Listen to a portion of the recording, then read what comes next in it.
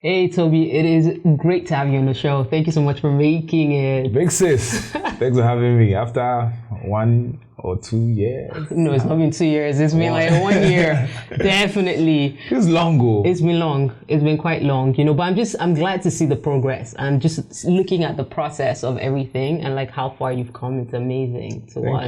Thank you. It's been a metamorphosis. It's thanks to people like you that were on board from the onset.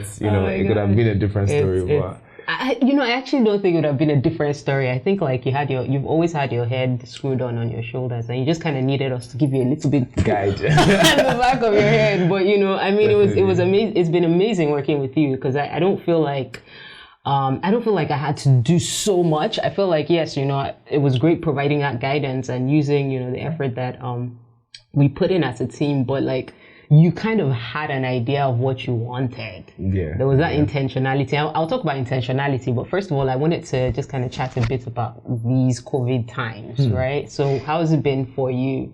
Well, for the world, it's challenging, but personally, I'm not going to lie, for Tobi Bakre, it's been a great time. Yeah.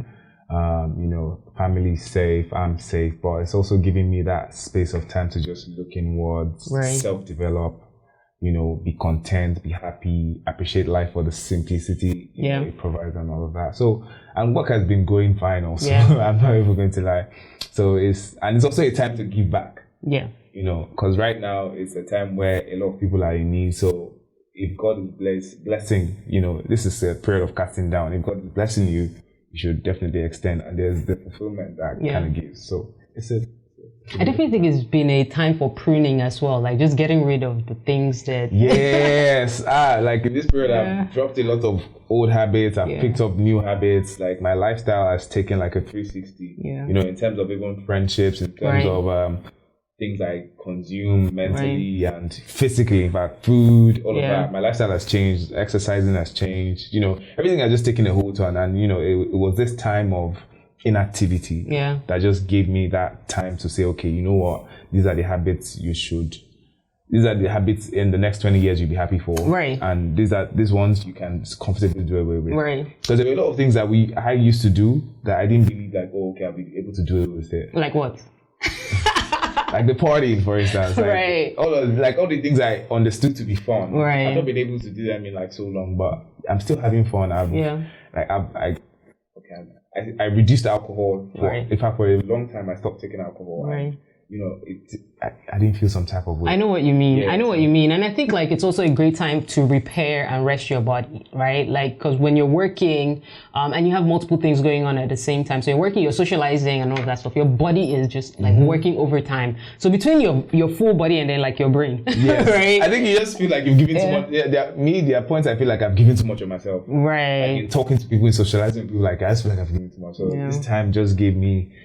Nobody knows the new. I don't think a lot of people know the new Tobi. There's a new Tobi. Right. Where I was months ago and where I am now is different. But so you're evolving, and that evolution is beautiful. I think like COVID has had its challenges, and I think I like to just empathize with the fact that we're all going through it, and of course there are the tough parts of it, but ultimately to be able to see the gratitude parts, right? To look at like what you're grateful for and to just kind of keep your energy up, like knowing that we don't have a choice, we're here. Regardless. Like we're here. So the sooner, we try to kind of navigate our way through it, I think the better it is for most people. I want to talk about intentionality. I kind of started this off discussing that. I remember before you went into the Big Brother house in 2018, me and you had sat down, and I think with Mr. Fisher as well, and we had this whole conversation about you going into the house. And one of the things that was very striking for me is like you were very intentional about what you wanted to do when you go into the house. Like you were going to be spontaneous, but you knew that you wanted to use the house as like a springboard to your dreams, to the things that you wanted to do. And I remember you saying very clearly, you were like, I don't want to come out of there and everybody's like, oh, they only know me as Big Brother contestant. I'm not just a Big Brother contestant, and I think that, that intentionality was amazing. So how did you at that point, like how were you so intentional about what you wanted? Okay, for me, starting off from the background I'm coming from, I'm a product of two bankers. I'm a finance graduate. I'd even at the time done 4 years in the whole corporate industry. So for me to navigate and be moving to a different and kind of unknown field, I couldn't just go and be like, okay, this is whatever it's going to be. Regardless of everything that was going on, I wanted a professional outlook. I wanted not like certain results, but I wanted a guide. Like, okay, you go on the show. By the time you get off the show, they should know you for things. They should know you for things that make sense. It shouldn't just be the entertainment value alone. Right. They should know you for actual value. Because with everything we do in life, there should be purpose behind it. I'm still in life trying to figure out the purpose or the bigger picture, but like in between, there are things like it should be guided. So at that point in time, it was just, I want to go on the show, but when I come out, I really don't want to be seen as just that big brother guy. Like personally, I know what I come with, intellectual, I'm on point.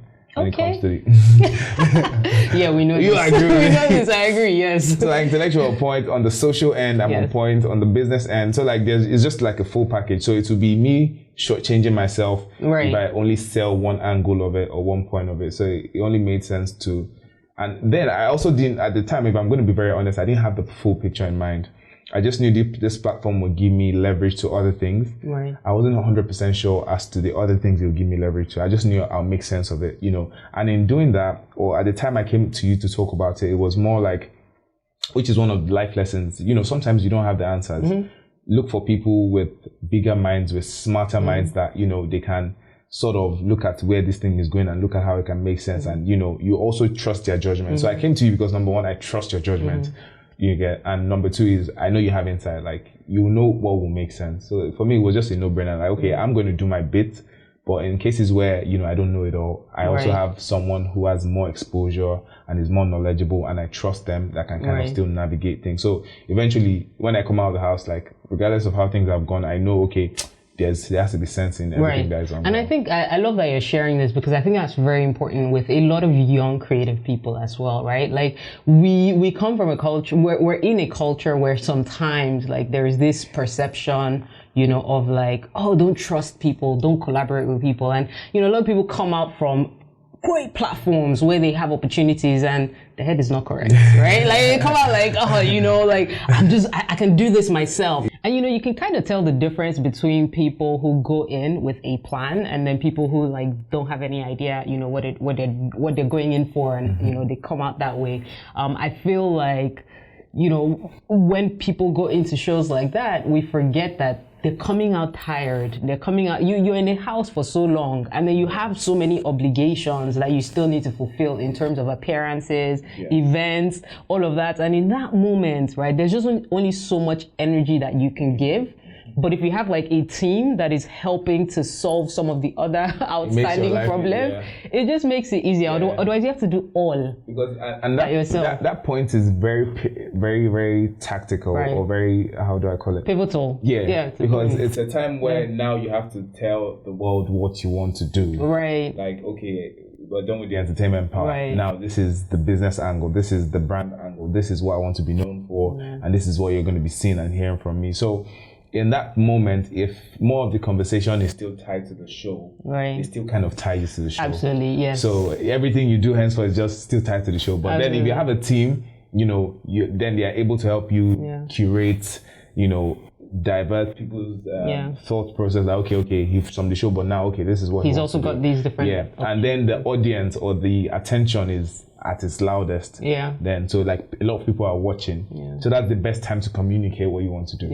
It's definitely the best time to leverage, and I think it is also a time to decide what you need to have decided before, but to be able to say, look, I'm not going to take every single opportunity that comes, because we also know that a lot of opportunities showed up that we're just like, this one sounds like a good deal today, but in 3 weeks, 4 weeks time, it's not going to be a great opportunity, and I think that was, those were part of the things that were really helpful. And I think like, beyond even business, because you're talking about the business side, but then there's also the mental, emotional, physical, financial aspects of that, because you don't get money immediately. Broke celebrity. Very broke. It doesn't come out immediately, and then even just like mentally, I think having like Femi, for instance, just lighting up everywhere, you know, like, because I feel like he played such a critical point, because it's like, yes, we were looking at the business aspect, but then Femi was really able to get into your mind in terms of, okay, bro, you know, you're now out of the house, like chill, relax, what do you need? Oh, let me make you laugh, you know, and we sometimes take those things for granted, but they are so important. Very, very, you know, having that support system. Because even till now, like a lot of things Femi has told me, my brother, happen to be things that just still help me navigate through this whole thing. Because Femi would just tell me, like, if you didn't have this platform, forget it. What will you do? What will you post normally? You know, and it kind of still guides me, because sometimes you get lost in, what do people want to see? You know, what's going to get the most attention and whatnot. It's just like, man, do you? People that like you for you will still be there. You know, it might be 10 of them, but 10 of them are better than having a million people that are just really watching and really don't care. So like, having all of that. And then, you know, when someone knows you, so like, the communication was seamless. It just like, I came out and I could tell, like, okay, whether I did good or I didn't do well enough, you know, without him saying anything, like from my brother's rapport, and tell. I could tell, like, man, Gucci, bro. And I know what you mean by that, because like with Godwin, for instance, like when Godwin strings violin. So whenever Godwin performs at an event and like people are screaming and they love his performance, sometimes he just looks to see my reaction. Because I understand music, right? Like there are times when I can hear if the violin is a little bit off and nobody else notices. So everyone else is like, screaming and clapping, and he'll just come up and he'll be like, yeah, Mama, what do you think about this? You personally have that effect on a lot of people, because even till now, some business decisions I make, I still look at it like, if Adaora happens to run across or come across this, what would be our opinion? What would be our or would it be like, oh, nice one, Tobis? Or would it be like, this boy is just collecting money everywhere? That's how it so sometimes it guides me. So like a clap from a million people might be different from a clap from that one person you respect their judgment. So it's even though I don't know why you respect my judgment, but it's fine. We'll move on. All right. So I wanted to talk about, I want to talk about like your energy, because while you were in the house, you were always like, in the top 3 in terms of the games. So like whenever there'll be games and anything that had, in fact, not just games, any challenges, any contests, any challenges, you just always had energy. And so you were always like, making the top part. And I feel like you had this winning mentality. You came out of the house and it's the same thing. It's like this winning mentality where you're always pushing boundaries, whether it is in terms of, the work that you do. So you came out and you're like, oh, I want to act. And it's like, okay, have you acted before? You're like, I don't know, I'm going to act. And then it's like, oh, I want to host stuff. I want to do this. I want to do that. And I even remember one of the first events that you hosted, and you were a bit nervous because you're like, I've never really hosted something on this level. And you went there and you killed it, like, right, with your energy. And I've seen it in your fitness as well. So I want to talk about that energy. Like, where do you get that energy from? For me, I'm always in competition. Yeah. So that's interesting. I'm always in competition. In the earlier years of my life, not like earlier years, but at the time of the show, for instance, it was competition against people. I knew my ability, and then like I don't want to be second. Like I want to be first. I know I can.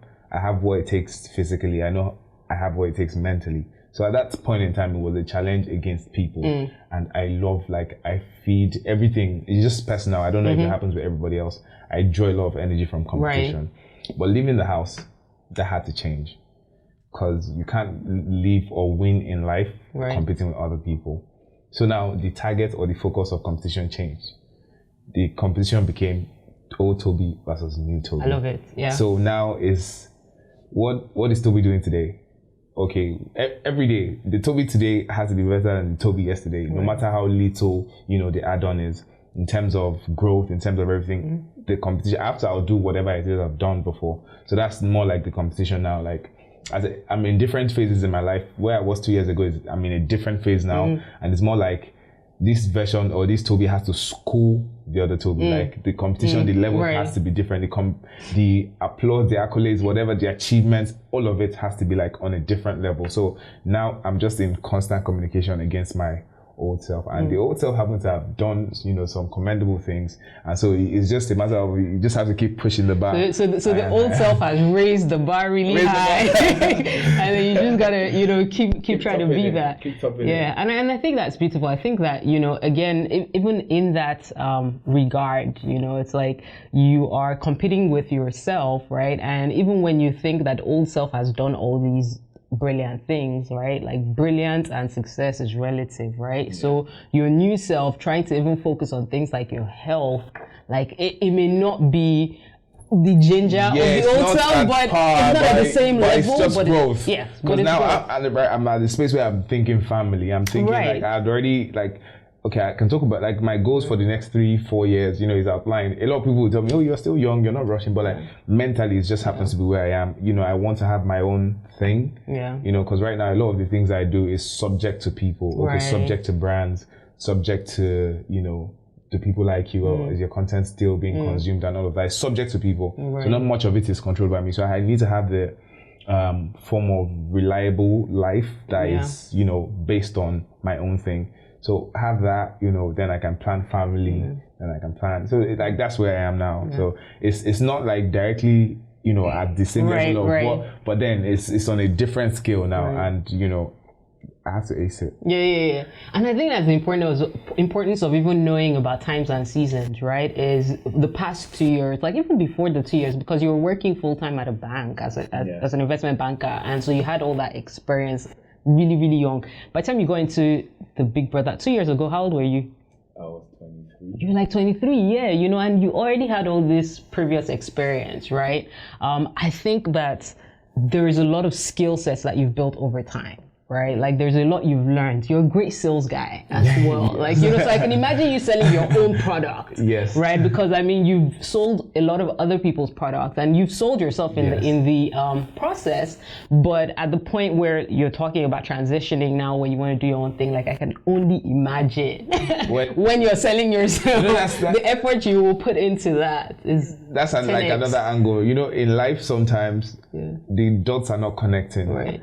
A lot of people just feel lost in whatever it is they are doing sometimes, banking, then entertainment, then media, like how does it all tie together? But like right now in the direction I'm going, it kind of all makes sense, Now I'm looking at the lines of creative directing and all of those kind of things, and I need skills from all those different things, points of my life. And so it just like, it was a leveler for me. Like never rush a phase in your life.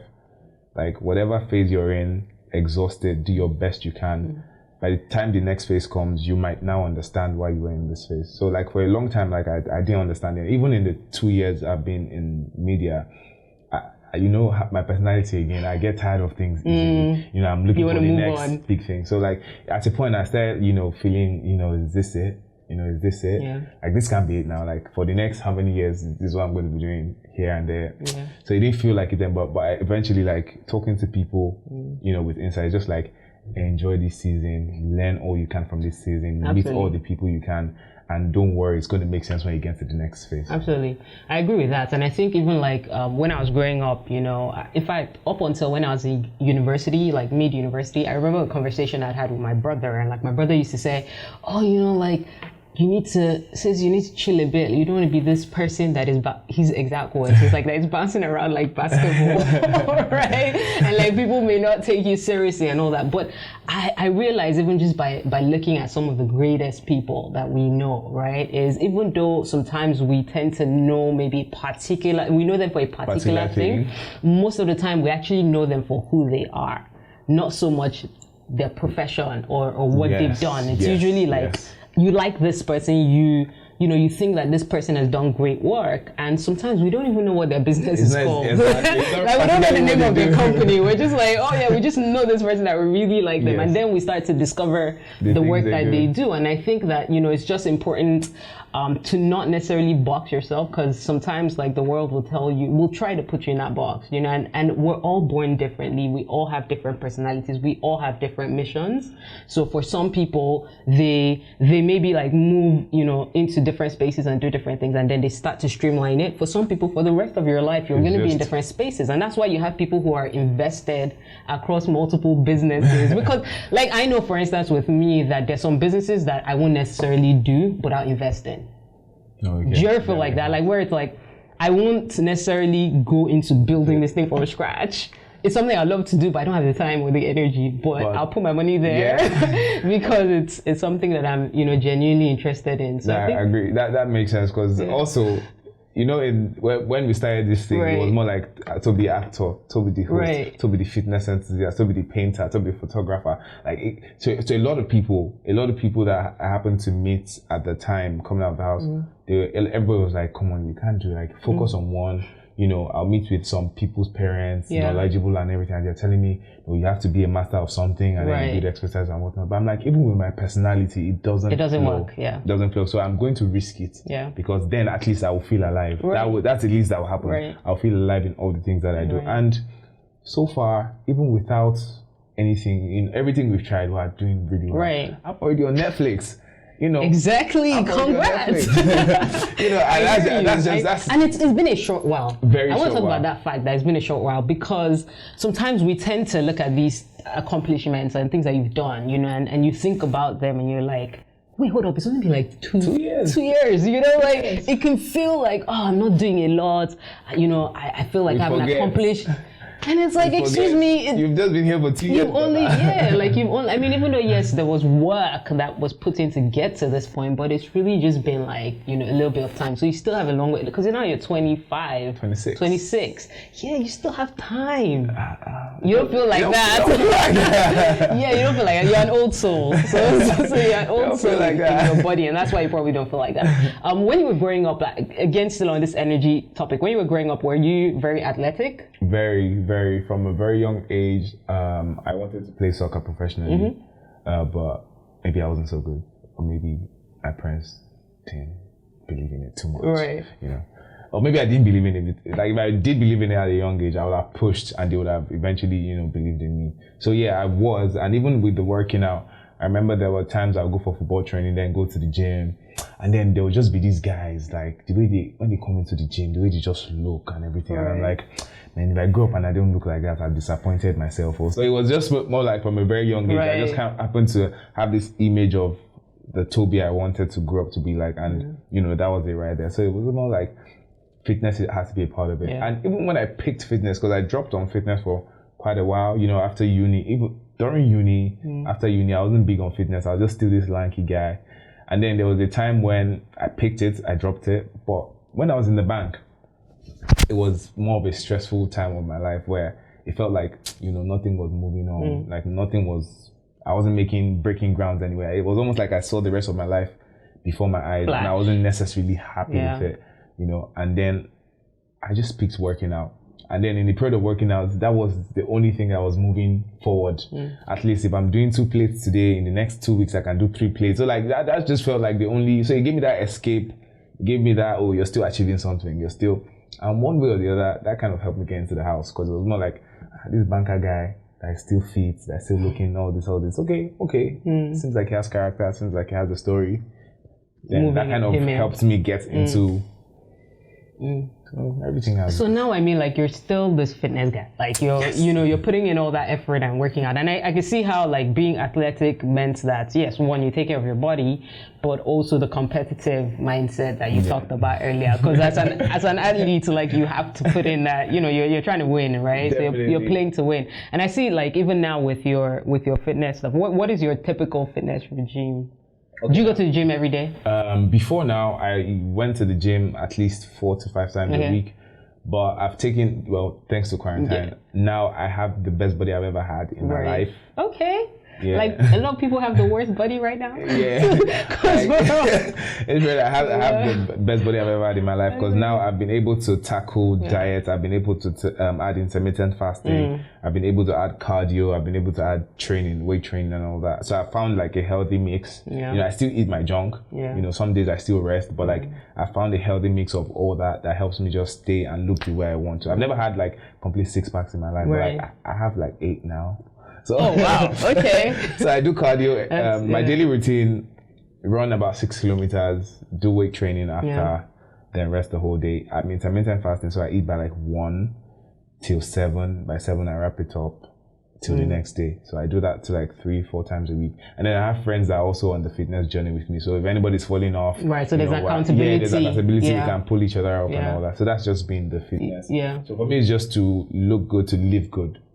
I love that, you know, because whenever people think about fitness, they think about the aesthetics of it. So it's just like, you know, the goal is just to look good, but it goes way beyond that. Because even me personally, it doesn't look for your mind as well. In this, yes, it's such a trick. Yeah. At the point where I started intermittent fasting and started running, cardio, and exercising, and watching my diet, I won't lie, I was thanking God for it. I became a bit more creative than I used to be. Like, I'll have like 10 brand works and like jobs, and I have to come up with different ideas for all of them. And within the space of hours, or maybe I'm taking a drive, your brain is clear, so it's allowing it to come in. So I'm just like, at the point I'm like, man, this period, this thing, everything I'm doing, nothing is gonna stop. So even more than how it makes you look, even how my body feels, how my mind feels, it goes a long way. So it's beyond how you look. It's more. I mean, the results are great, because I like when I work out for quite a while, I like to, you know, take those pictures. Yeah. So the results are great, but I definitely agree with you that, you know, it's more than how you look. It's definitely about, you know, how you feel.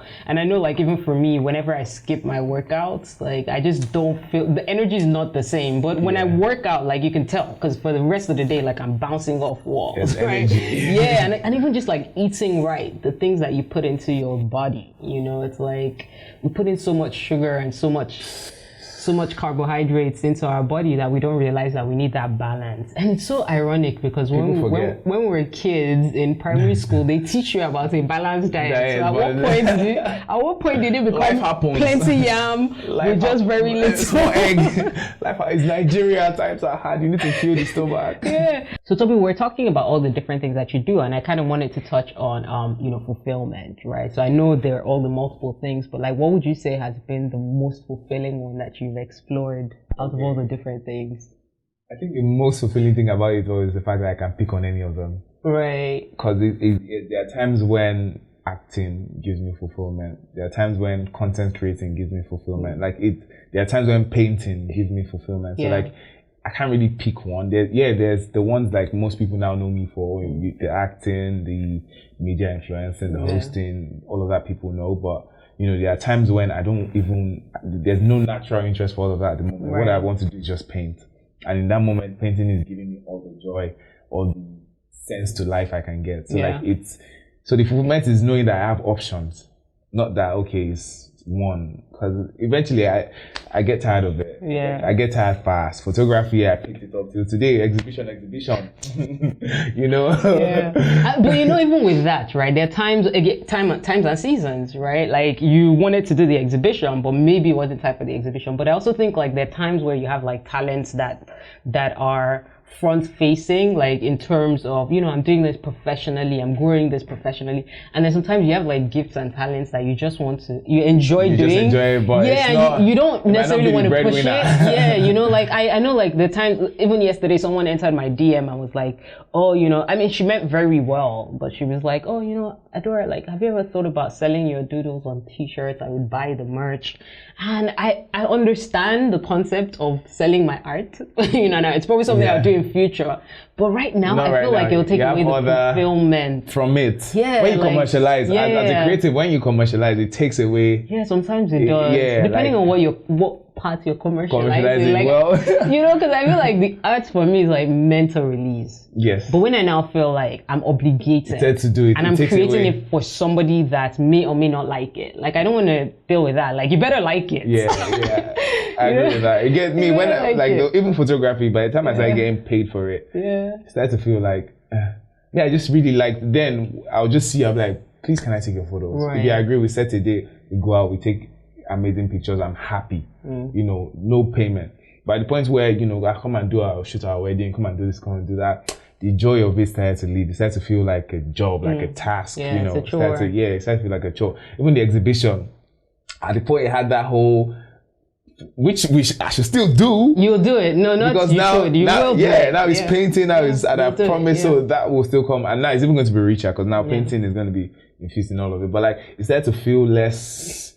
The drive started to reduce and all that. So, I mean, eventually you have to find a balance. If there's money to be made from that table, you should take advantage. Yeah, which is why I said times and seasons. It's like, you know, you have to focus on the ones right now that maybe, you know, you need, right, for where it is that you're trying to go. And then open up opportunities, and then you'll be able to do even more, right?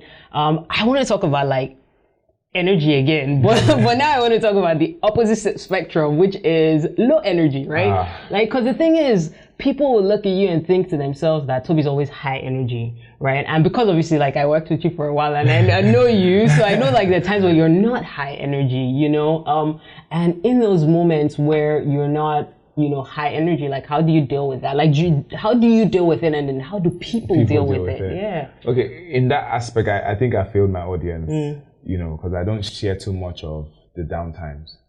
Because there are times where, you know, everything might be going well, but because I think I had the mindset of an overachiever. So what everybody might be celebrating, like, oh, good. To me, I'm just like, eh. Right. Do you get? So, like, you've moved on. Yeah, things are happening that are not necessarily bad. There are things you should be happy about, but because of my mind state, I'm just like, it feels like a downtime. It feels like a down. And there are actually times when you're going through normal life stuff, so it's actually a downtime. But then what I at those times, I try as much as possible to stay off social media. Which, you know, in a way, I'm a lifestyle brand. Well, eventually, man, we all have our different way of dealing with things, you know. In my own time, I guess I'll be able to communicate to people. Right. You know, it's a downtime and this is how I'm dealing with it. But like, how I draw energy or how I get out of it now is I take time out. I put the phones away. I spend time with family.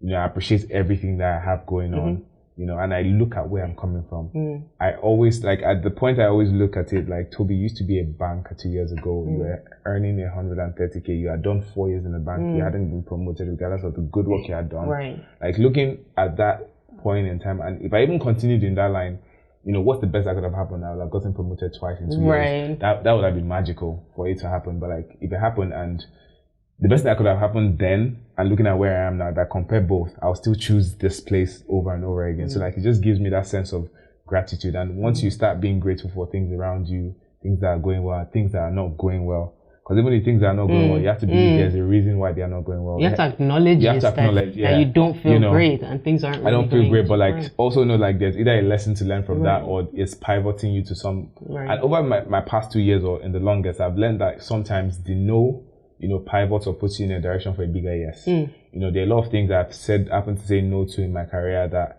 the benefit or the reason why I said no, by the time I realized, I'm like, God, you don't save me. Right. Like, you're now happy for the no. Right. So like that way, it just gives you, you know, that whole, so I hold on to all these moments. So in the downtimes, I'm going back to pick all these nuggets and just, you know, feed off the energy from them. So it's okay. It's very normal to have downtimes. Like, even in the last 2-3 months, not necessarily a downtime, but, like, I've just needed a bit of my personal space. So I haven't been sharing too much on social media. You know, I do the best I can, you know, still carry everybody along, put out my brands and all that. But, like, I'm taking time to, you know, have that inner circle, have that inner fulfillment, have that family, like, the part the world is not seeing. Just, it's fine, it's happy, because that's where the energy comes from. If you're not happy on the inside in your personal space, it's being centered as well, like, pulling to your center. Because I feel you're offending yourself, or you're not being good to yourself if you're putting that whole right, and then internally like you're struggling, like, for who? Do you get, like, what's the purpose of life eventually?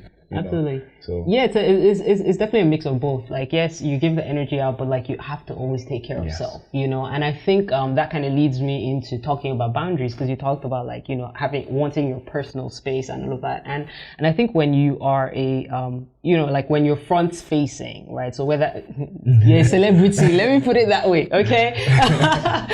you're not like, because I'm front facing, you're a celebrity, different lines. But, you know, being a celebrity and doing the work that you do, it's like, sometimes people tend to overstep boundaries, right? Because, you know, the assumption is it's almost like you're a commodity. Like, your time is needed all the time by different people, and it's expected as an entitlement that people have. So whether it's brands, whether it is people you work with, whether it is fans, you know, people just feel like they're entitled to Tobi's time, right? And that can really spread you thin. So how do you deal with boundaries?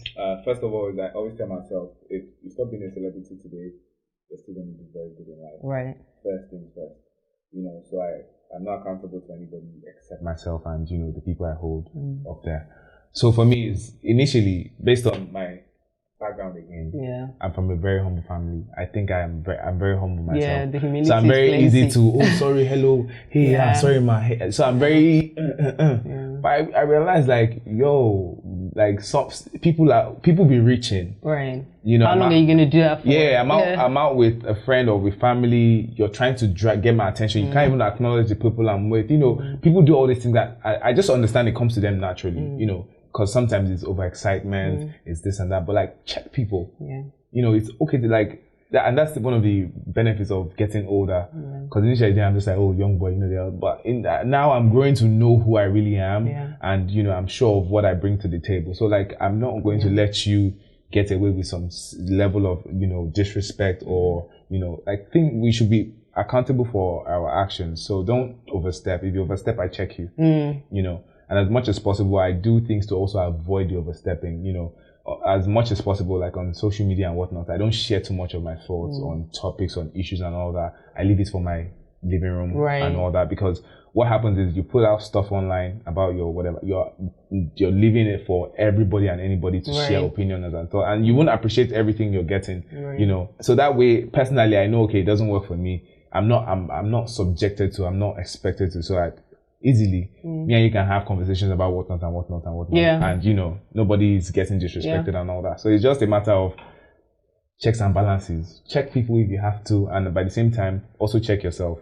Because the way social media works, or the way life works generally, you can give people the permission to overstep their boundary, so to say. So by all means necessary, limit the access. You know.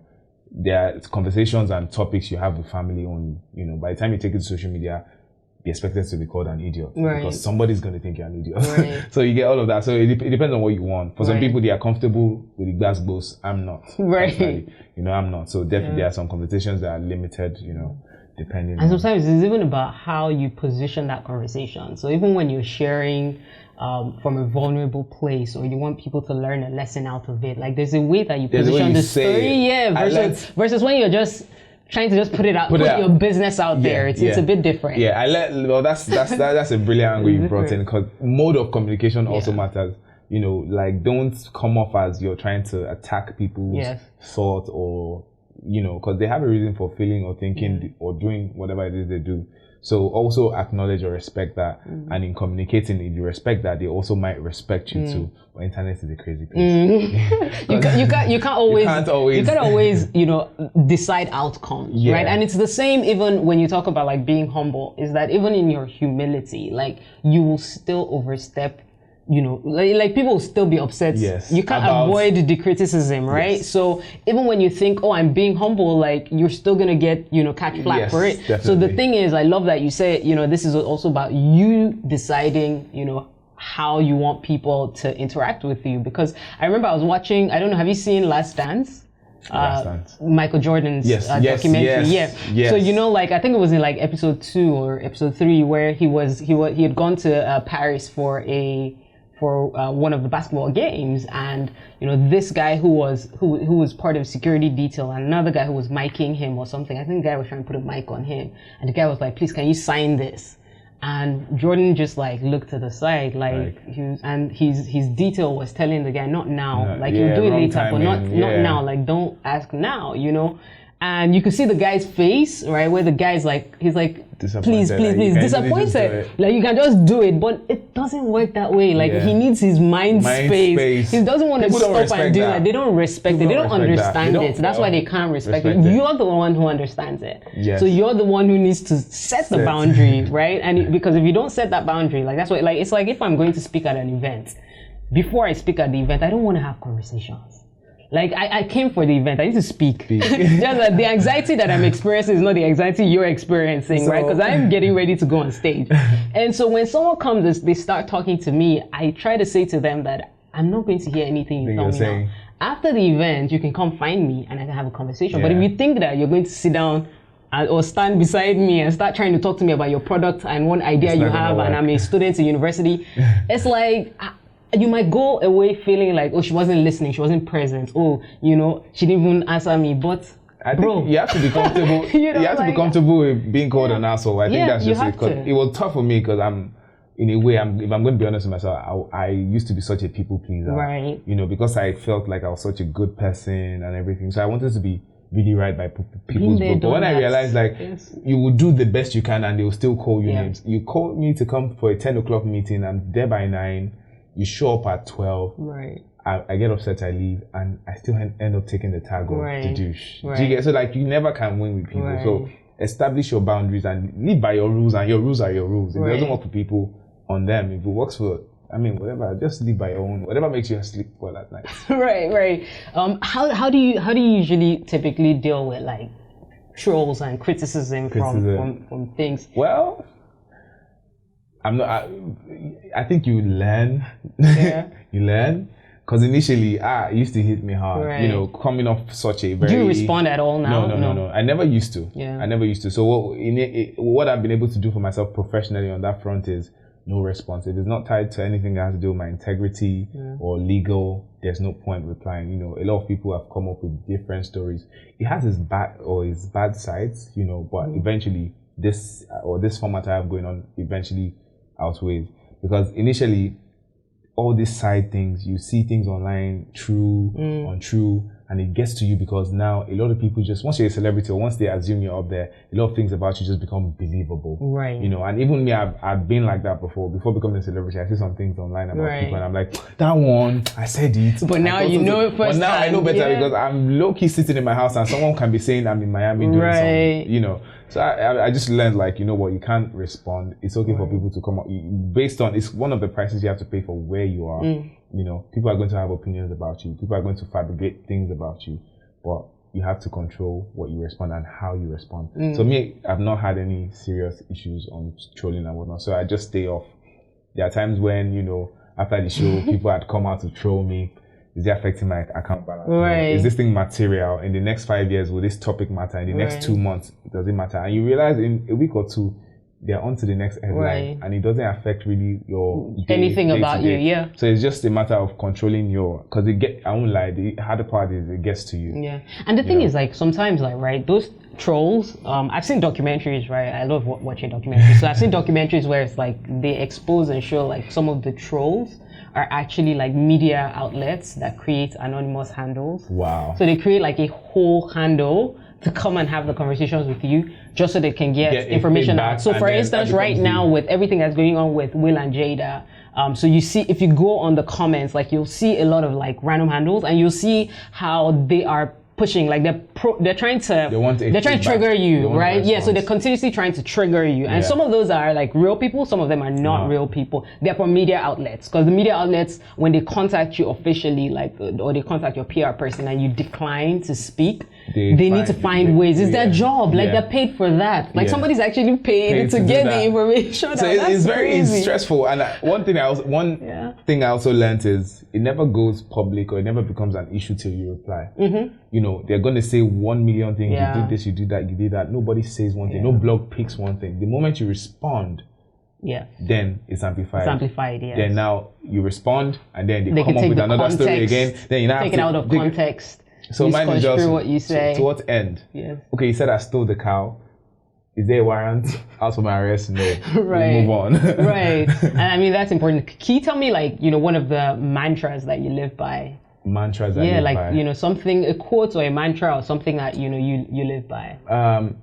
Just one I live by, always be good to people.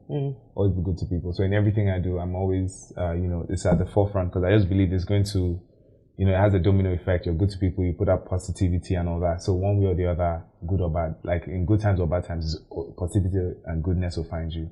So I do that. And then to never be late.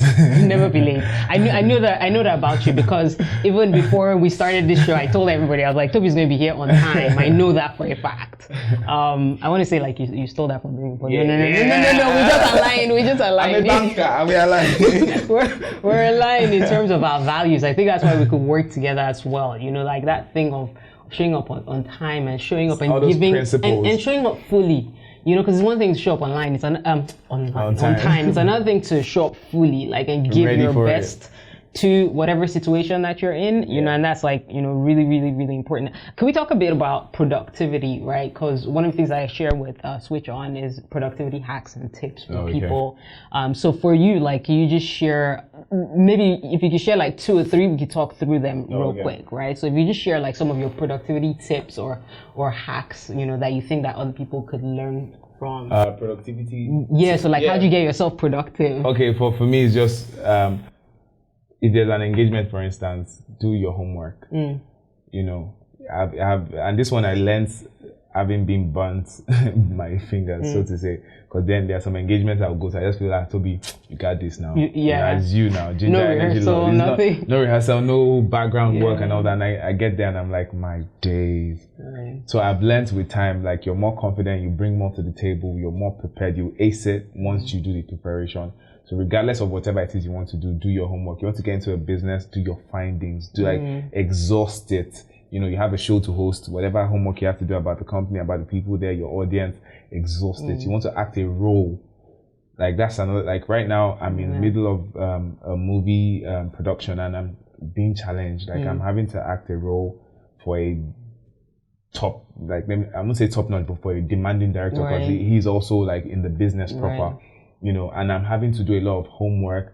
I'm watching some type of movies. I'm trying to mimic some characters. You know, like just do the work. You have to put in the effort. Put in the work. So by the time you put in the work, you know, by the time you get to it. And that's the difference between good and great, right? Is if you're trying to become great at whatever it is that you do, then you have to put in that work. Definitely. Like you can't just assume. And that's how you improve, like over time, right? Is you keep trying and people even appreciate it when you come to the table and they know you've done your work or you've done a bit of work. So it's easier for them to say, okay, you know, I saw what you did, but you know, just take it in this angle and you'll be fine. Rather than when they see you and it's just like, man. And you know, it's funny because like even when I've been interviewed in the past, right? Like I get really put off when I'm being interviewed by someone that doesn't know anything about me. Like it's obvious. So like I remember there was an interview that I did, and the person was like, oh, so when you moved back to Nigeria to start music, and I was like, sorry, I didn't move back to Nigeria to start music, and I was like, do you know who I am? Like, do you know who you're even interviewing? You know, because they assume that, oh, you're a musician, they've heard your song, you moved back, and why do I have to have moved back? Like, just put a story like you don't actually even know the story or the dynamics of that in a lot of media space, just plug and play. What are the questions? Who is coming? Right. You know, whatever I go for, pretty much all they want to do is relationship. Are you dating anybody? Big brother, this brother. Right. I'm like, have you read the news lately? Right. A lot has happened. There's been a lot of so like. And I actually genuinely love watching your story. Like it's I may not always comment, right? Because you know me, like I don't always comment. Also, I think I'm still traumatized by your fans. After being on your social media handle for so long, I actually think I'm traumatized, but it will take me a while before I start commenting again. But I've watched the dynamic. Like I've watched you change over time. I've watched you grow. You know, I've watched you make mistakes. You know, I've watched you come back from the mistakes that you've made. You know, like, and it's just beautiful to see that journey because I know that, you know, you're someone who you have a great heart. You know, like you have a beautiful heart, and I can say that about you because obviously I've experienced it. You know, I know it, and I've experienced it, and I think that you know sometimes the thing about having a good heart is that it's often taken for granted or it's misconstrued. Like there's always people always think there's a motive to things that there's not always a motive to, and even when you're trying to solve problems, because I remember like issues that were happening and you were trying to solve, and in that trying to solve, like it could come across. Differently, and it's like, no, the reason I'm having these conversations because I'm trying to actually solve, you know, and then people see it worse. People see it differently, you know, and it gets worse. So I love your. That was a big learning curve for me, by the way, because then you were not to go into the topic directly, but like in some certain situations, you were telling me like, bruh, this is what you have to do, but. I was naive. I was just following the goodness of my heart. Right. And then seeing how it came off, I couldn't even say, she told me so. I was like, they got me. They got you on this one, and that's experience. I think you learn. I think you learn. You know, I think even for me, like I've had to learn that. So a lot of the things that I share and things I speak about, it's usually because of experience, of suffering it. When you suffer it, then about it. And some people suffer it and don't learn from it, and they keep making the same mistakes over and over again, and that's the sad part. That's the real sad part. So you gave me one productivity hack. I want you to give me another one. Productivity hack. What gets me productive? Personal space. Okay. Like, by all means, guard your personal space. Like, it's something I've learned over time. Nothing gets in my personal space. I don't allow it. People, topics, conversations, I protect it. Because in a way, if anything within my personal space is not going as should be, I can't deliver as much as I should. You know, and there's expectations there. You have deliverables. So you don't want to be found wanting. And there's already a standard, you know. So you don't want to be found because, oh, okay, this happened in your personal space or that person is in your personal space, and, you know, you don't. So as much as possible, where all that power is coming from, you have to protect it. You have to control the people you let in, you know, because it's okay, hello, hi, everybody. Right. But in that personal space of, okay, this is where you protect it. So this is like your center. But does that also apply to like your personal physical space as well? So like when like with home and things like that. It does. Who you let into your It does. As much as possible. Since I've moved to my place for 2 years now, I can, in one hand, I think I can count the number of people that have actually come to my place. You know, not a lot of people, maybe they know how my house looks like because of my content on Instagram, but not a lot of people have come to my personal space, because even the way it's like a studio, so it's so personal. So for you to be in my space, you're in my space. So I guard it jealously. I don't want the kind of wrong type of people, you know, around, because energy, I believe so much in energy, you know, the kind of energy I put out, the kind of energy around me. So like, I'm always particular about that. Does your physical personal space, does it smell of plenty oud? Yeah. Because I know you're like a sense guy. If you come to my first thing you see is like about 25 bottles of cologne, then you see electric diffuser somewhere, you see actual diffuser somewhere. So I'm very particular about smells. Like it needs to be like recently renovated. So like, I like that. And it gives me, like, it's just, little things can be hacks to life. That's why I mentioned it, actually. I mentioned it not even to say that, you know, you always smell good, but to say that I find for myself personally as well that, you know, I have to activate all my senses at the same time to kind of feel creative. So if a space doesn't smell good, it's very difficult. Yeah, you know, so it's like I'm either, you know, burning a candle or I'll spray plenty of perfume just so I can, you know, be in that space. It's small, but it works. I change my living space, for instance, and I wake up every morning, how bright it is, the colors, the ambience, it gives me life. Like, I've not had a bad morning in a long time. Because I just wake up and there's just like, man, go out and get it. That kind of mindset. So yeah, even with physical space too. Well, life hacks. Productivity. One more and then I'll let you go. Chop life. Chop life, gang. Chop life. You know, by the time you relax, by the time you let it all down, you've gone to enjoy yourself, that vacation you want to go for, like go there, that beach house you want to go, relax with friends, go the club you want to party, get white boy wasted, do it. As far as it gives you that tone down, it takes your head to a different space away from the work and everything. Because by the time you get back to it, you'll be surprised. You come with fresh ideas, you come with fresh energy, and you know, that might just be what you need to take or ace whatever it is you're doing. So every time I get stuck or I'm starting to feel like overwhelmed or not as creative as I used to be, I shut it down. Go chop life. Like, you're working for a reason. You're chopping so you can chop life. So don't forget to chop the life. So by all means, I just go relax, do the things I love to do, travel. And then by the time I come back, just like, how didn't I see this? How didn't I know this? So it's even like chop life, and then it's like chop your life, because it's even specific to you, because everybody has like different things that they want, different things that, you know, different ways, things that appeal to them. And we sometimes like to do like a one size fits all. So when we see this guy that likes to buy sneakers, everybody's like, he's not humble. Why is he buying sneakers? But it's just like, that's how he chops his life. How you decide that you want to do yours is different. You might go out and buy like a big car, and maybe that's good. That's you. But like, maybe this person has other things that are, and someone else is like, oh, spa life, you know, that's them, you know, another person, travel, so I think it's even like just chopping your life, like figuring out what you want, like what is actually going to give you that energy, and that joy, that peace, that happiness, you know, and for yourself. What gives you that peace, joy, and happiness? For me, well, I won't aside collecting cars, toy cars. Definitely, I mean, definitely taking care of myself, like, you know, so going out and maybe like getting a massage, you know, traveling, you know, traveling definitely gets me really excited. I like to travel solo though. Solo? Yeah, like either solo or with people who wants to do the kind of stuff I want to do. Like, my traveling has to be intentional. I'm not going to travel with someone that wants to sit down in the hotel all day now. No. You know, like, because I like to do stuff. See the city, be active, you know, go to the locals. And I think like there are times where like, so my birthday about 4 years ago, for my birthday, I went to Euro Disney. So I went to see like Mickey Mouse. But it was like something I'd always wanted to do in my life.